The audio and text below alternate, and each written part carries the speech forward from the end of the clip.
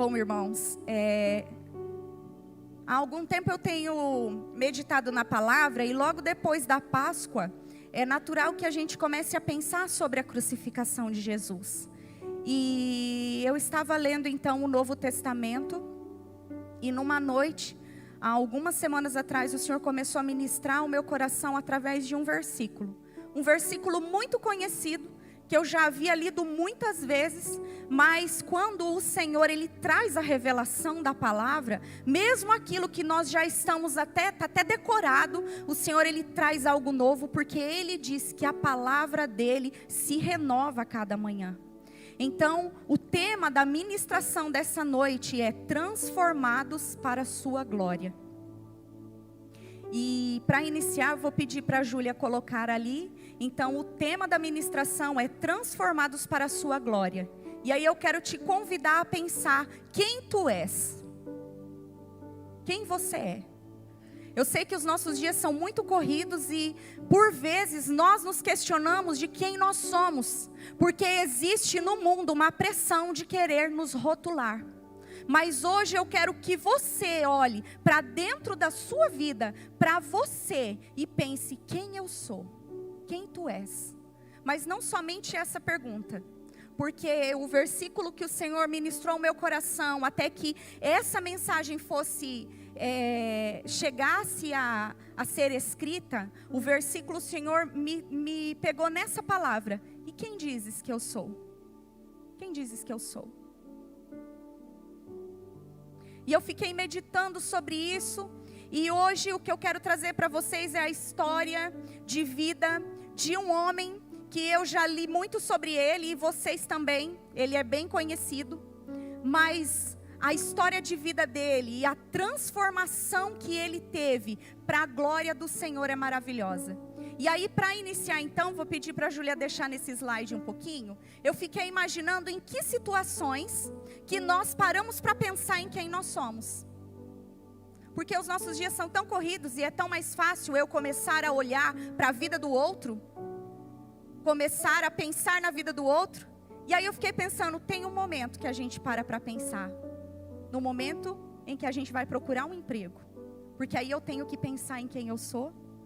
E eu tenho que me apresentar para as pessoas. Então eu elaborei um currículo.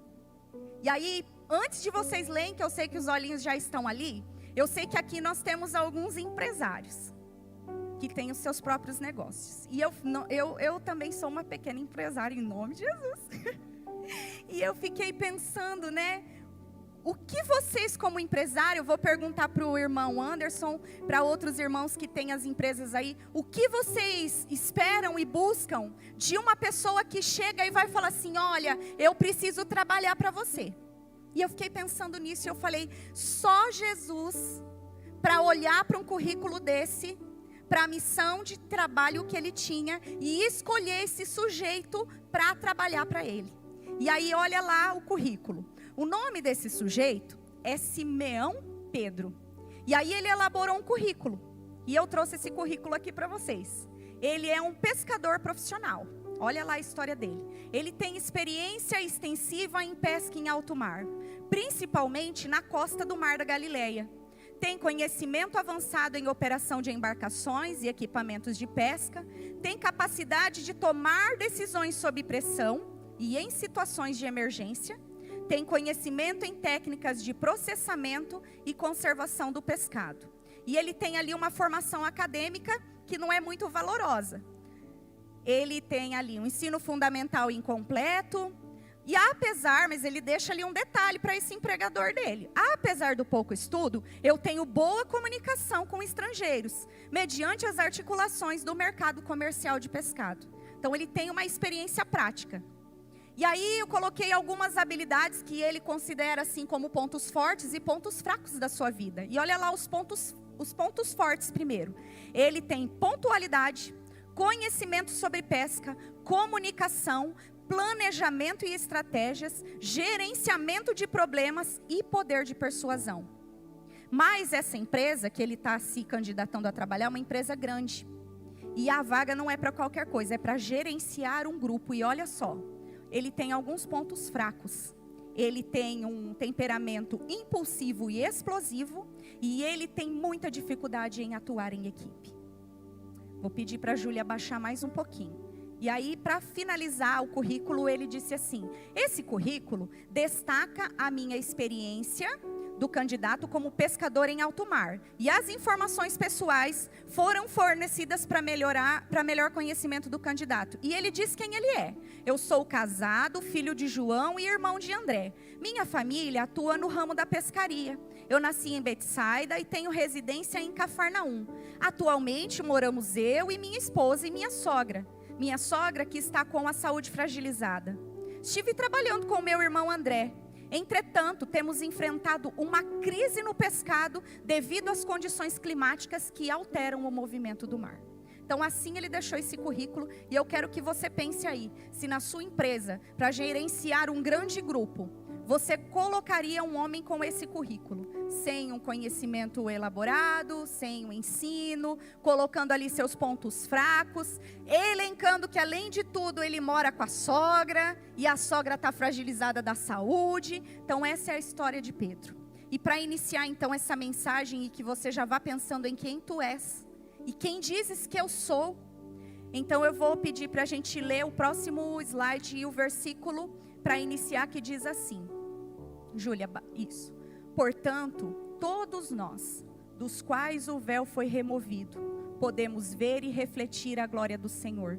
E o Senhor, que é o Espírito, nos transforma gradativamente à sua imagem gloriosa, nos deixando cada vez mais parecidos com Ele. Quando eu li esse versículo, depois de estudar a história desse Pedro, eu comecei a entender o que o poder do Senhor faz e o quanto Ele nos transforma a ponto de nos tornarmos cada vez mais parecidos com Ele. E agora eu quero falar para vocês o seguinte, que esse Pedro, ele mora dentro de cada um de nós. Todos nós somos um fragmento deste homem. Mas esse homem, aconteceram muitas coisas na vida dele, e eu quero contar um pouquinho para vocês, porque por vezes quando nós vamos ler o Novo Testamento, as histórias de Pedro, elas ficam fragmentadas em partes. Então hoje eu trouxe o Pedro para que a gente possa conhecer esse homem e conhecer a transformação da vida dele a partir de um encontro. E olha só, Pedro, ele estava à beira do caminho. E hoje nós vamos conhecer então a jornada de Pedro, uma jornada como discípulo. A jornada de Pedro como discípulo é uma carta de encorajamento para todos nós. E por que eu coloquei isso? Porque hoje é um culto de cura e libertação. E enquanto eu estava orando e pedindo para que o Senhor falasse ao meu coração, o Senhor me levou a ler as cartas de 1º e 2º Pedro. E foi de lá que eu comecei a me identificar com esse personagem. E enquanto eu orava, o Senhor falou assim para mim: eu preciso usar muitos Pedros ainda hoje. Nos dias de hoje ainda existem Pedros que eu preciso usar. Mas para que eles possam ser usados, primeiro eles precisam ser tratados pelas minhas mãos. E quando eu comecei a ler as cartas de Pedro, eu comecei a entender o quanto este homem, a partir da sua história, ele se tornou um discípulo de encorajamento às nações e a nós. Porque as suas cartas também vêm de encontro com as vivências que nós temos nos dias de hoje. Por isso que ele é um discípulo que traz um encorajamento para todos nós. Porque ele se apresenta com a sua humanidade, com a sua fragilidade, aonde o Senhor diz: ele não era perfeito. Ele é um homem sujeito a fracassos, sujeito a fragilidades. Mas veja o que eu posso fazer com um homem que se coloca em obediência aos meus pés. Então, lá em Mateus 4, 18 e 19, vai contar um pouquinho quando esse Pedro foi encontrado. Assim como eu e você. Talvez hoje você está aqui e pensando na sua cabeça: mas será que eu fui encontrada? Será que eu fui encontrado por Jesus? E eu quero dizer para você: você foi encontrado por Jesus. Se você está aqui essa noite, em alguma beira de caminho, Jesus encontrou você. seja por meio de um amigo, seja sozinho mesmo, decidindo mudar de vida, o Senhor te encontrou. E foi isso que o Senhor também fez à beira do caminho, quando Ele encontrou esse homem, daquele currículo, um Zé Ninguém. Um fracasso que estava na pesca, e o Senhor o encontrou. E olha lá o que aconteceu. Enquanto andava à beira do mar da Galileia, Jesus viu 2 irmãos, Simão, também chamado de Pedro, e André. E eles jogavam as redes ao mar, porque eles viviam de pesca. E Jesus lhe disse: sigam-me, e eu farei de vocês pescadores de gente. O Senhor não olhou as circunstâncias de Pedro, mas o Senhor olhou o potencial de Pedro disposto nas suas mãos. E foi isso que no primeiro encontro, à beira do caminho, o Senhor olhou para Pedro e não viu as circunstâncias e talvez o temperamento e o testemunho que ele tinha naquele momento. Mas o Senhor viu o que poderia ser Pedro quando fosse transformado verdadeiramente conhecendo a Cristo. E foi isso que Jesus também fez na minha vida. Quando eu paro para pensar quem eu era. E hoje eu conversando com a minha cunhada, eu falei: Senhor, como o Senhor é maravilhoso, porque a Tua palavra, ela é viva e ela vai encontrando os corações. E a minha cunhada começou a ministrar ao meu coração aquilo que o Senhor também estava ministrando ao meu coração. Quem você seria se eu não tivesse te encontrado com 17 anos? Quem você seria se na casa daquela pessoa, aquela amiga não tivesse um dia te feito um convite que mudaria a sua história, que te daria um casamento, que te transformaria, que te daria uma família, que te daria um lugar seguro e que te colocaria como filha ao invés de criatura? E eu creio que assim como eu, assim como Pedro, o Senhor olha para cada um de nós e não vê aquilo que o homem vê.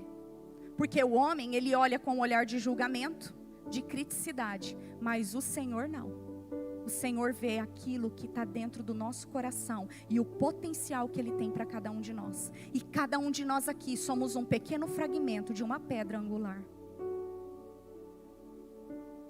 Em Lucas 5, do 1 ao 8, vai dizer assim: estando Jesus à beira do lago de Genezaré, grandes multidões se apertavam em volta dele para ouvir a palavra de Deus. E ele notou que junto à praia havia 2 barcos vazios, deixados por pescadores que lavavam as redes. Entrou num dos barcos e pediu a Simão, seu dono, que o afastasse um pouco da praia. Então sentou-se no barco e dali ensinou as multidões. Quando terminou de falar, disse a Simão: agora vá para onde é mais fundo e lancem as redes para pescar. Sabe o que Deus estava fazendo aqui com Pedro? Dando experiências para ele. Porque quando nós somos encontrados por Jesus à beira do caminho, o Senhor, Ele tem pressa de nos dar experiências para que nós possamos conhecer quem verdadeiramente Ele é. Então não pense que hoje você conheceu Jesus e amanhã as maravilhas e os milagres começarão a acontecer. Porque primeiro o Senhor vai fazer você ter experiências para que aquilo que saia dos teus lábios tenha vida. Porque aquilo que a gente vive com Deus, ainda que uma multidão venha dizer que é mentira, o Espírito Santo confirma dentro de nós, mesmo que as pessoas digam que é mentira, dentro de nós sabemos que é verdade. Nós temos experiências tão loucas, e quando o Senhor deixou esse versículo dizendo que o Senhor faz as coisas loucas para confundir as sábias, eu olho para a minha vida e eu falo: agora eu sei, Senhor, porque que eu estou num púlpito pregando. Porque o Senhor pega as coisas loucas para fazer as coisas da sua vontade. E enquanto eu estava orando e estudando sobre as cartas de Pedro, o Senhor falou assim para mim: eu também tenho experiências para você. Porque enquanto você ministra a minha palavra, eu também te farei viver novas experiências. E durante essa semana eu estive orando e jejuando. E numa madrugada o Senhor falou para mim assim: levanta. E você vai escrever cartas. Cartas como Pedro, de encorajamento.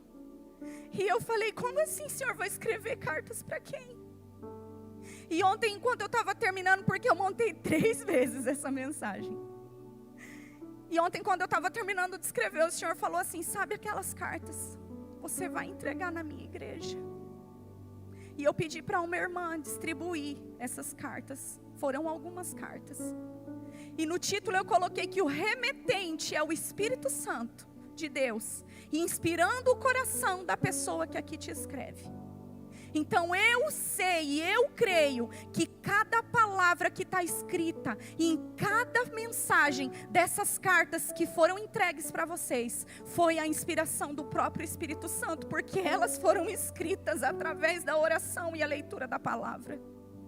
Não foi o próprio Espírito Santo que escreveu, mas foi eu que escrevi, inspirada naquilo que o Senhor foi ministrando ao meu coração, mesmo que você não tenha um nome nas minhas letras. No coração do Senhor existia um nome, e o nome é o seu que está escrito em cada uma dessas cartas. E é loucura você escrever para uma pessoa que não tem nome.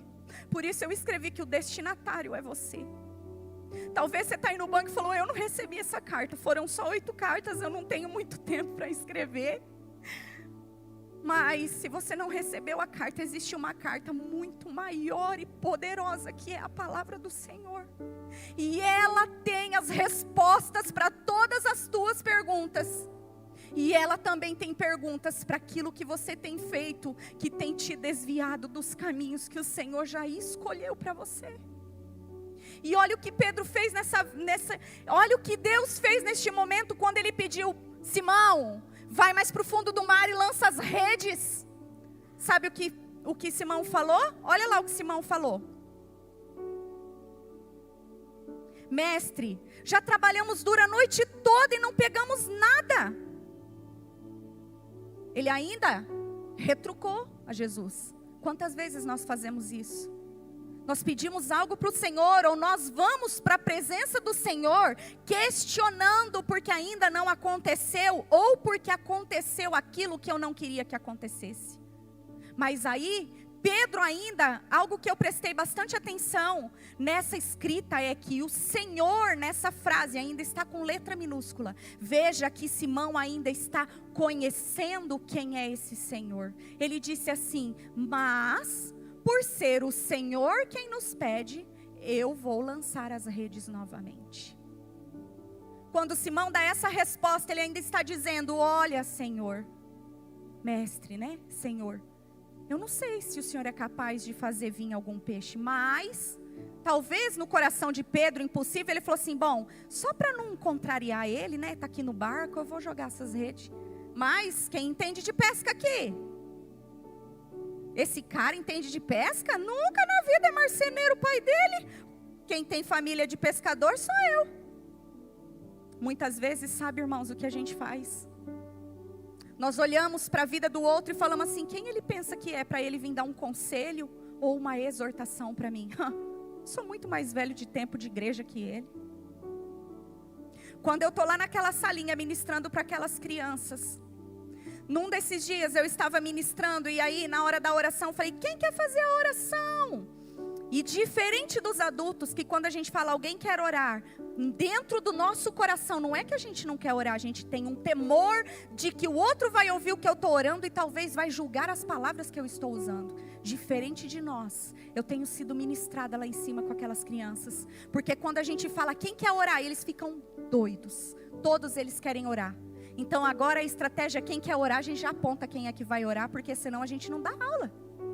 E numa dessas noites, tinha uma menininha, Lorena, filha da Gabi.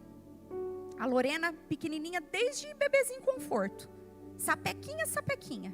E eu fui dar aula e ela, pequenininha, arteirinha, né? Eu falei, quem quer orar? E ela, eu falei, vem Lorena, vem orar. Quando a Lorena começou a orar, o Senhor foi ministrando e queimando o meu coração. E ela terminou de orar e eu abracei ela. E eu estava dando aquela aula, mas eu estava sendo ministrada pelo Senhor. E eu falei, Senhor, que dia que a Lorena cresceu, que ela está fazendo essa oração e eu não vi.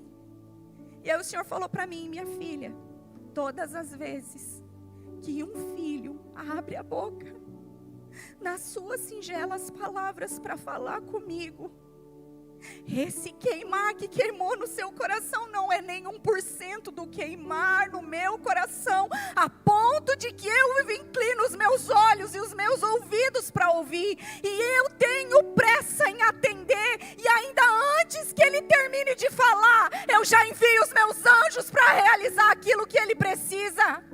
Só que muitas vezes os meus filhos não têm aberto a sua boca para falar comigo, porque tem sido muito mais fácil me julgar, murmurar, criticar, reclamar para quem eles veem, porque eles não me conhecem.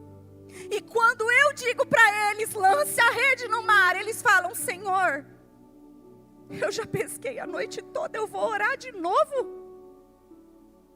Quanto tempo eu estou orando? Mas olha o que aconteceu quando Simão obedeceu. Dessa vez as redes ficaram tão cheias de peixes que começaram a se rasgar. Então pediram ajuda aos companheiros do outro barco. E logo os 2 barcos estavam cheios de peixes que quase afundaram.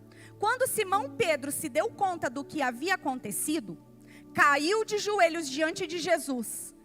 E olha lá, o Senhor mudou de forma. Olha o S maiúsculo lá. Por favor, Senhor, afaste-se de mim, porque eu sou um homem pecador. Quando o milagre aconteceu na vida de Pedro, vendo aqueles peixes que vieram a partir do lançar a rede, que foi a palavra de Jesus, Pedro reconheceu a sua humanidade. E ele viu que ele era um sujeito pecador. Todas as vezes que nós não cremos que Deus pode fazer aquilo que Ele já prometeu, nós pecamos contra o Senhor. Pode passar, Júlia. E aí, essas começaram a ser as experiências de Pedro, para que o Senhor fosse selando a vida dele com experiências. Eu creio que aqui existem muitos líderes e também muitos pescadores de gente. E eu tive uma experiência de pedir para uma pessoa orar por um familiar. E aí ele veio contar para mim depois, né? Ai, será que eu vou ter coragem? Eu falei assim: você vai ter coragem, sabe por quê? Porque ele só tem você para orar por ele lá dentro daquela UTI. Eu vou orar aqui de fora, mas quem vai ser a boca lá dentro vai ter que ser você, eu não vou poder entrar lá. E aí essa pessoa foi e orou, e depois ele mandou um áudio para mim e falou assim: Flávia, lembra que ele estava quase morrendo? Não, saiu da intubação e está conversando, nananana. E quando ele começou a falar isso para mim, eu falei: glória a Deus, Senhor. Porque ele está pensando que ele está orando pelo outro, mas a experiência, o Senhor está selando o coração dele. Porque ele está vendo o poder de uma oração singela no coração de Deus. Então naquele momento ali do lançar as redes, o Senhor está se mostrando para Pedro: veja quem eu sou, veja o poder que há na minha palavra, veja quem eu sou o Senhor dos senhores. Quando Jesus chegou à região de Cesareia de Filipe, foi esse versículo que o Senhor trouxe essa mensagem para o meu coração. Perguntou aos seus discípulos: e aí, quem as pessoas dizem que o Filho do Homem é? E você? Quem você diz que o Filho do Homem é? Quem o Filho do Homem é para você? Quem o Filho do Homem é na sua vida? E sabe por que Jesus estava perguntando isso? Ele não queria saber da opinião da multidão. O Senhor queria saber da opinião dos discípulos. Queria saber quem Ele era para os seus. E nesta noite o Senhor não está preocupado com aquela pessoa que está lá fora e que não veio, ou que ainda não conhece o Senhor está preocupado com você. Quem eu sou para você? Quem tu dizes que eu sou? Quem tu dizes que eu sou? Eu sou do tamanho que você diz que eu sou. O meu poder é limitado quando você me coloca dentro dos seus padrões. Não existe padrões para o Senhor, porque Ele é o dono de tudo. Ele é o Rei dos reis e Senhor dos senhores. E eles responderam: alguns dizem que o Senhor é João Batista, outros que é Elias, e outros ainda que é Jeremias ou um dos profetas. E sabe por que os discípulos estavam dizendo isso? Porque o que significa Cristo? Cristo significa ungido. E no Velho Testamento, todas as vezes que se levantava um homem de Deus, ele era um ungido. Então todos aqueles profetas que eles citaram, que os outros diziam que eram, de fato eram ungidos, mas era diferente do Cristo. Então ele começou a falar assim: entendi. Interessante, sabe por quê? Porque o seu testemunho diz quem Jesus é na sua vida.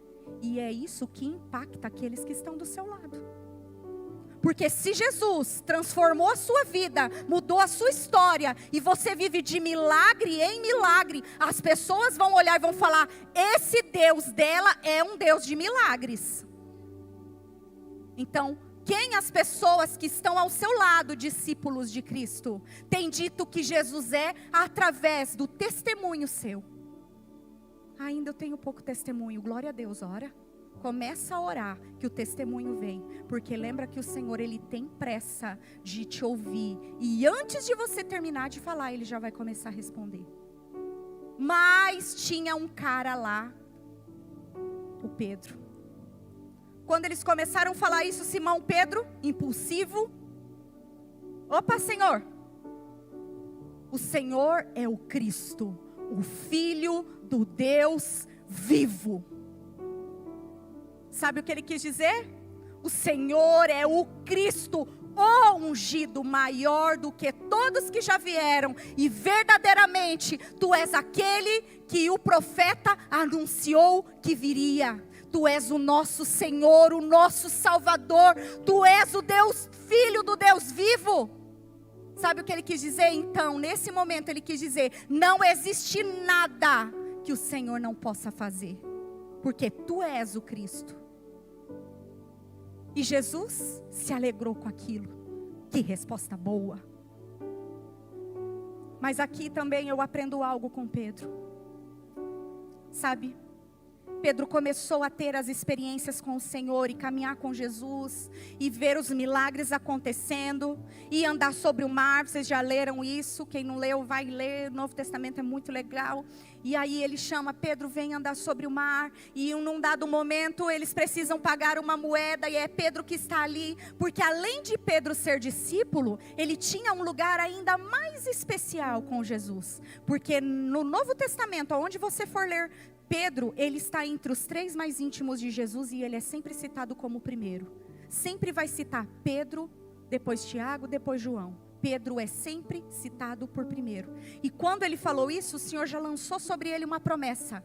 Você disse bem: sobre esta pedra eu edificarei a minha igreja. E eu digo que tu és Pedro, tu és pedra. O Senhor lançou sobre ele uma promessa.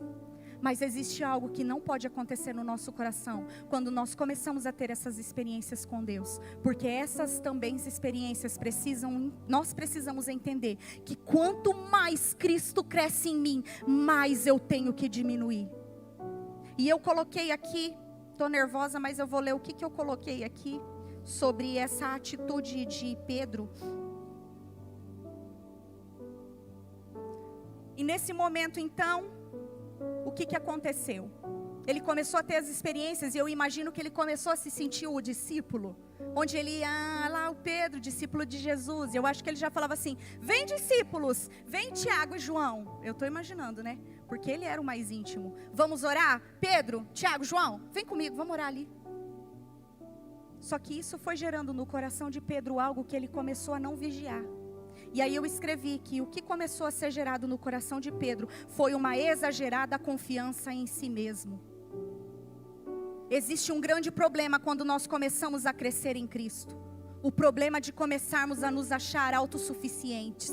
O problema de nos acharmos que nós não precisamos mais ouvir a voz do nosso bom pastor, porque nos tornamos independentes com vontade de crescer.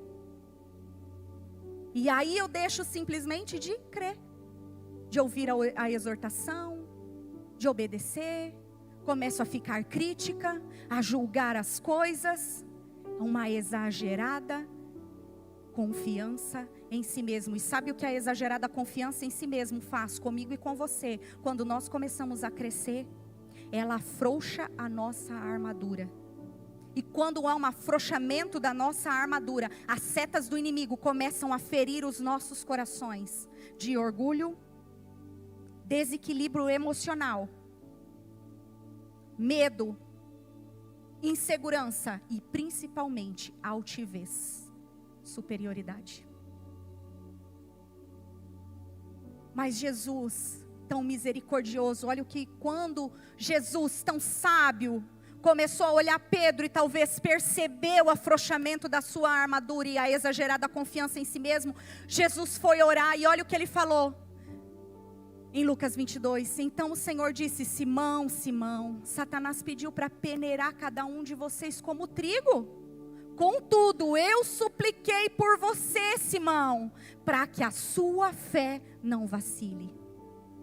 Antes de toda queda, vai ter alguém que vai vir falar: cuidado, toma cuidado. Cuidado para a sua fé não vacilar. Não endureça o teu coração diante das exortações que muitas vezes o Senhor envia anjos nessa terra para te informar. Volta para a humildade. Vigia. Satanás está todo o tempo querendo peneirar você como trigo. Não dorme não. Porque status e posicionamento não significa nada. A altivez vai te fazer cair. O orgulho. E olha o que Pedro respondeu. Pode ser que todos os outros te abandonem, mas eu jamais te abandonarei. Foi isso que aconteceu? Sabe o que Pedro está querendo dizer aqui?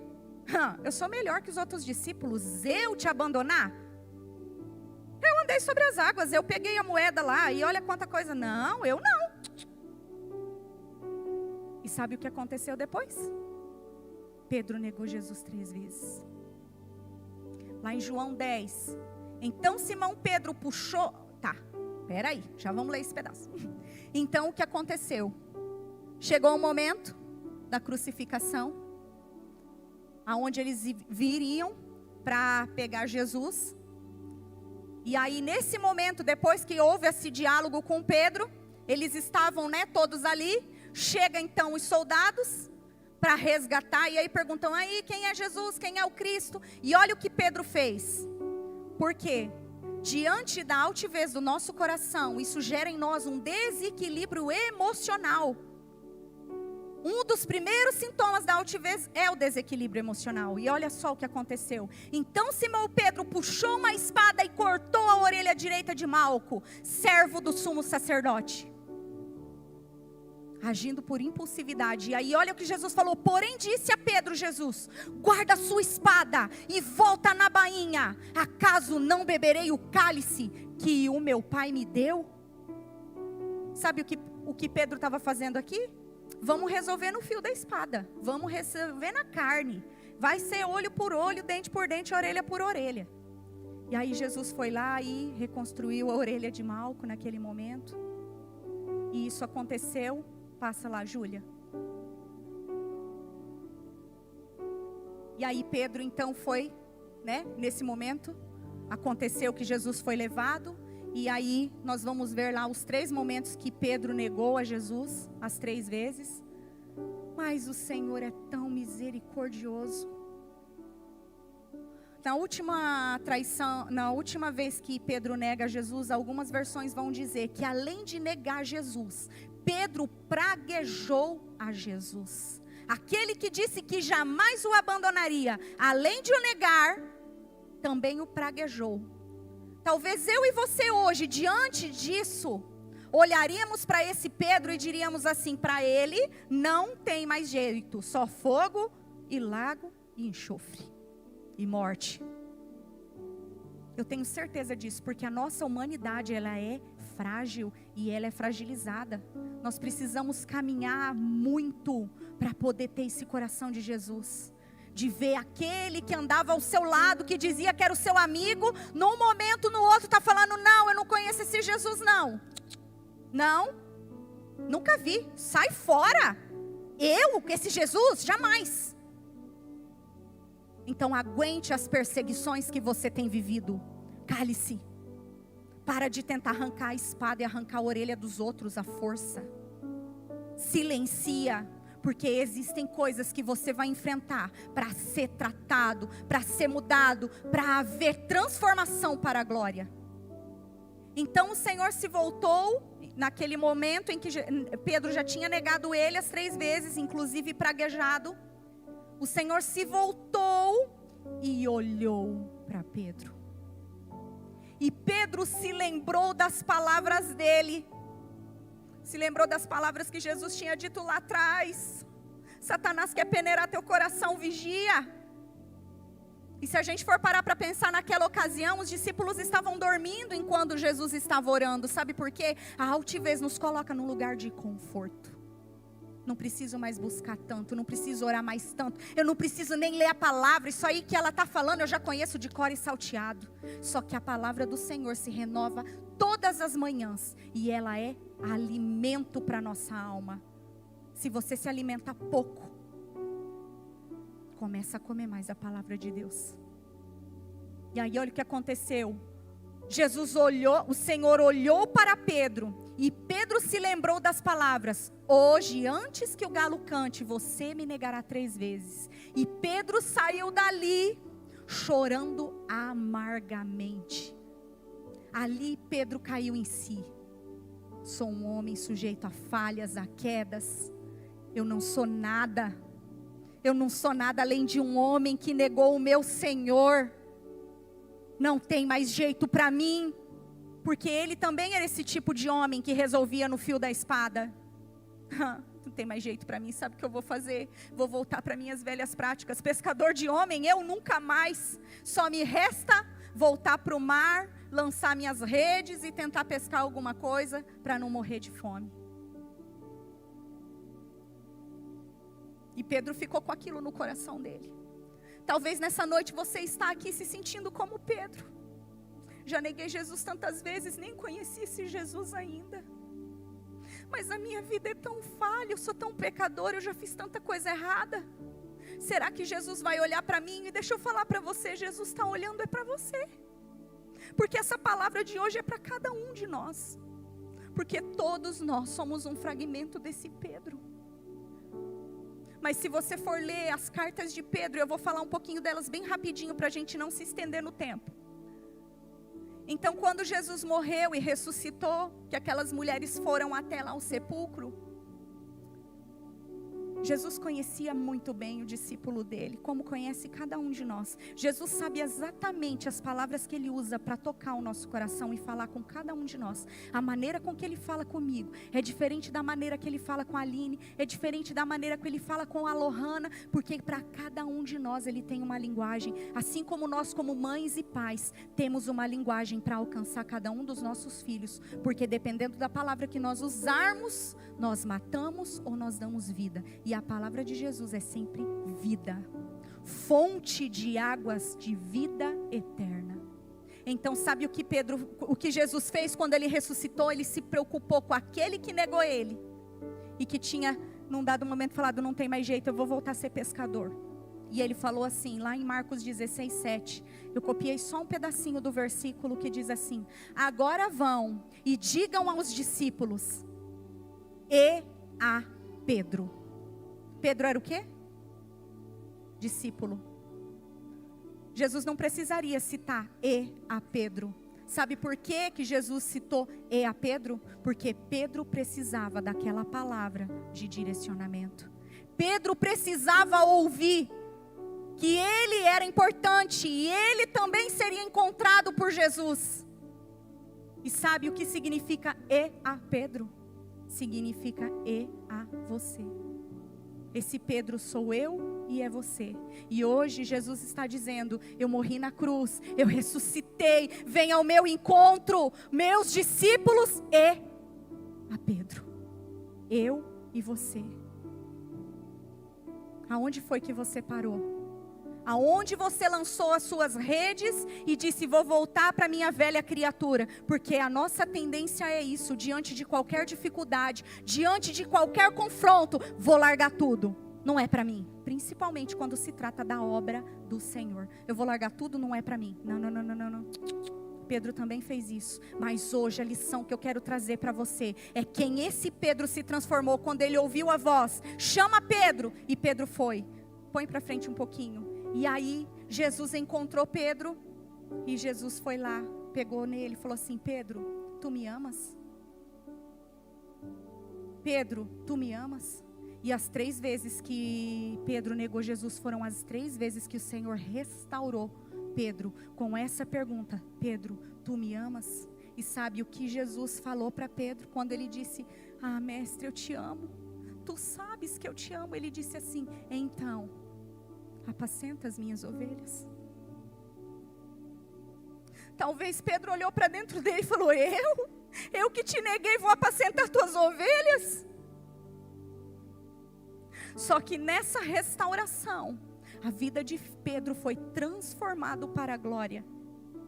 E lá em 1 Pedro, na carta de 1 Pedro, eu não vou ler, mas estudando, eu quero dizer para vocês que o mesmo Pedro que outrora era impulsivo e explosivo, em 1 Pedro agora escreve cartas de esperança, paciência, fé, resistência às provações e perseguições. Lá no capítulo 1 de 1 Pedro, versículo 6. Aquele Pedro falante, que era o primeiro a falar, responder e dizer vamos fazer, e agora o que vamos fazer? É o mesmo Pedro que nos escreve sobre sermos discípulos escolhidos, amáveis, obedientes, que pregam a palavra viva, cheia do Espírito Santo, a qual até hoje os anjos anseiam e observam. Todas as vezes que nós, como Pedro, nos lançamos em ministrar a palavra, o Senhor envia os seus anjos para observar o que nós estamos fazendo, porque eles também são mensageiros de Cristo, ainda que pouco se fale sobre eles. O mesmo Pedro que meteu a espada na orelha de Malco, agora pede para que o povo exerça autocontrole na sua primeira carta. O Pedro que, decepcionado com a sua humanidade, sujeito a falhas, nos escreve sobre não voltarmos às velhas práticas, como ele fez quando, amargurado pela negação a Jesus, foi para o mar pescar. 1 Pedro 1:22. O Pedro que numa ocasião se apresenta ao mestre com exagerada confiança em si, agora compartilha conosco a promessa estabelecida sobre ele ser um fragmento da pedra angular, que é o Senhor, como Petros. Nos declarando a humanidade de saber quem ele é em Cristo, e que ele é apenas um fragmento da pedra angular, que é Jesus. E que não existe nada maior que Jesus, e ele não tem que se vangloriar, e ele entendeu isso depois da sua restauração. Pedro, que antes agia por impulso, agora nos orienta a termos um testemunho exemplar. Pedro, que pergunta se devia usar a espada naquele momento, agora nos fala de submissão às autoridades humanas, ainda que estas autoridades nos acusem. Nós devemos manter o equilíbrio. Veja a transformação do Senhor. E quando eu comecei a pensar nisso, lá em Atos 2, diz assim: pois a promessa é para vocês, para os seus filhos e para todos os que estão longe, para todos quantos o Senhor, o nosso Deus, chamar. Esse mesmo Pedro, que outrora quis voltar atrás, numa única mensagem, teve a conversão de aproximadamente 3.000 homens em uma única mensagem. Aquele Pedro que foi transformado para a glória. E aí eu te pergunto: quem tu és? Quem dizes que eu sou? Aquele Pedro que outrora duvidava de tudo, corajoso, entrou num quarto e orou e viu uma mulher ressuscitar. Aquele Pedro começou a caminhar e fazer tantos milagres, que aonde ele passava, as pessoas traziam os doentes, os enfermos, e ainda que ele não tocasse aonde ele passava, somente a sua sombra curava. Sabe o que Jesus me ensina? Aquele Pedro lá que você conheceu e que hoje eu trouxe para vocês conhecerem, ele morreu. mas eu ressuscitei um Pedro para fazer obras maiores e maiores do que as que eu fiz. E essa mensagem o Senhor deixa para nós no Novo Testamento. Eu vou para o meu Pai, mas eu enviarei o Espírito Santo, o Consolador, e vocês, discípulos, farão obras maiores do que a que eu fiz. Mas sabe o que precisa acontecer para que eu e você começamos a fazer isso? Nós precisamos morrer para nós mesmos, porque é Cristo quem precisa viver em nós. Eu quero chamar o louvor e eu espero que essa mensagem tenha ido de encontro ao seu coração nesta noite. E eu quero te pedir para se colocar em pé.